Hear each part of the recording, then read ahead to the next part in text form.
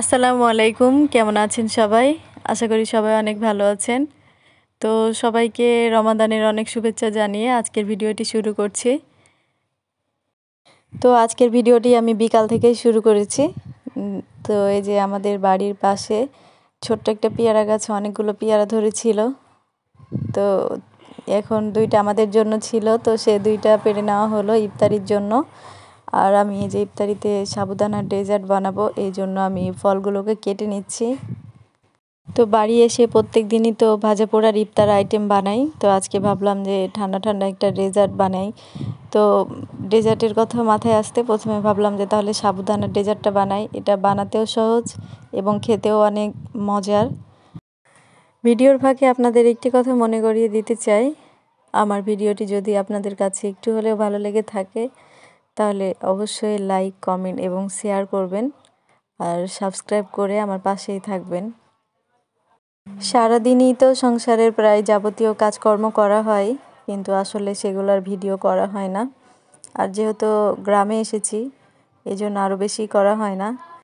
আমি সাবুদানার ডেজার্ট বানানোর জন্য আমি এখানে ফলের মধ্যে নিয়েছি আঙ্গুর, আর নিয়েছি খেজুর আর কলা, আর নেব তরমুজ। তো আমার বাসায় এগুলোই ফল ছিল, তাই আমি এগুলো দিয়েই বানাচ্ছি। আপনারা নিজের পছন্দ মতো যে কোনো ফল দিয়ে বানাতে পারেন। তো আমি দুধটাকে আগে থেকে জাল করে নিয়েছিলাম, আর আমি দুধের মধ্যে কিছুটা নুডলস দিয়েছি। আর এখন আমি যে সিদ্ধ করে রেখেছিলাম সাবুদানাগুলো, সেগুলো দিয়ে দিচ্ছি। সাবুদানার ডেজার্টের মধ্যে কিছুটা নুডলস দিলে এর স্বাদটা আরও বেশি বেড়ে যায়। তো এই সাবুদানার ডেজার্টটা আমার হাজব্যান্ড অনেক বেশি পছন্দ করে। আমার হাজব্যান্ড ঢাকা থেকে চলে এসেছে, তো এটা ইফতারি আমার মায়ের বাড়িতে আয়োজন ছিল, কারণ আমরা আমার মায়ের বাড়িতে এসেছিলাম। তো যেহেতু এটা তার জামাইয়ের পছন্দ, তো আমার আম্মু বলল যে তাহলে এটাই তুমি বানিয়ে নাও। তো সেই জন্য আমি এটা বানিয়েছি। আর এই যে এখন আমি তরমুজটাও কেটে নিচ্ছি। আমার মায়ের বাড়িতে অনেক ছোট পরিসরে একটা ইফতারির আয়োজন ছিল, মানে শুধু আমরাই আর কি, আমি, আমার হাজব্যান্ড, আমার ছেলে। পৃথিবীতে প্রত্যেক শাশুড়িই চেষ্টা করে তার জামাইয়ের পছন্দ মতো সব কিছু করার, কিন্তু পৃথিবী সাক্ষী যে ছেলের বউ যদি কোনো কিছু পছন্দ করে বা কোনো কিছু খেতে না চায়, তাহলে সেক্ষেত্রে কখনোই তার ছেলের বউকে তেমন গুরুত্ব দেয় না, বা অনেক সময় অনেক কথাও শুনতে হয়। তো জানি না কেন তারা এটা করে, কিন্তু প্রত্যেকেই চেষ্টা করে জামাইয়ের মন জগিয়ে চলার। আবার কিছু কিছু ফ্যামিলিতে ছেলের বউয়ের কোনোই গুরুত্ব নেই। তো জানি না পৃথিবীটা কেন এরকম। তো যাই হোক, কথা বলতে বলতে আমি তরমুজটাও কেটে নিয়েছি। এখন আমি এগুলো মিক্স করে নিব, তারপর এটা নর্মাল ফ্রিজে রেখে দিব। ইফতারের সময় ঠান্ডা ঠান্ডা পরিবেশন করব। তো এই তো আমার মায়ের হাতের সিম্পল বিরিয়ানির রেসিপি।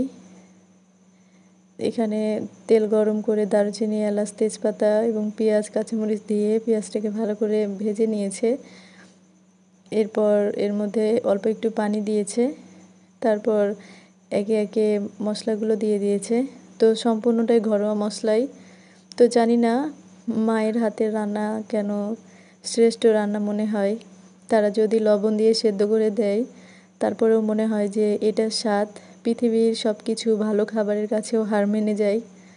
তো জানি না কেন এটা হয়।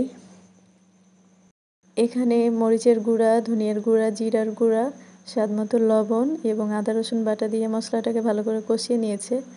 এরপর এই যে এখানে মুরগির মাংস দিয়ে দিয়েছে। তো মুরগির মাংসটা দেওয়ার পরে এটাকে ভালো করে কষিয়ে নিয়েছে। তো এটা ভালো করে কষানো হয়ে গিয়েছে। এখন এর মধ্যে ধুয়ে রাখা পোলাও চালগুলো দিয়ে দিবে। তো এই তো পোলাও চালগুলো দিয়ে দিয়েছে। এখন এটাকে আর একটু ভাজা ভাজা করে এর মধ্যে পরিমাণ মতো পানি দিয়ে দিয়েছে।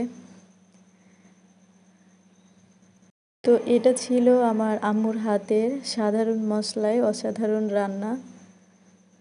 আমি তো অনেক বিরিয়ানি রান্না করেছি, প্যাকেটের মশলা দিয়ে বিরিয়ানি রান্না করেছি, কিন্তু সব বিরিয়ানির কাছে আমার আম্মুর হাতের বিরিয়ানি হার মেনে গিয়েছে। বিরিয়ানি রান্নাটা হয়ে গিয়েছে, এখন আমি এটা প্লেটে করে নিয়ে নিচ্ছি। আর খুব সাধারণ ছিল আজকে ইফতারির আয়োজন। ইফতারিতে ছিল বিরিয়ানি, পেঁয়াজু, বেগুনি, আর ছিল পেয়ারা, শসা, তরমুজ, খেজুর, আঙ্গুর, আর এই যে সাবুদানার ডেজার্ট, আর ছিল ছোলা। আরও একটি কথা, সবাইকে অগ্রিম ঈদ মোবারক। সবাই ভালো থাকবেন, সুস্থ থাকবেন এবং ঈদটাকে ভালো করে উদযাপন করবেন। আল্লাহ হাফেজ।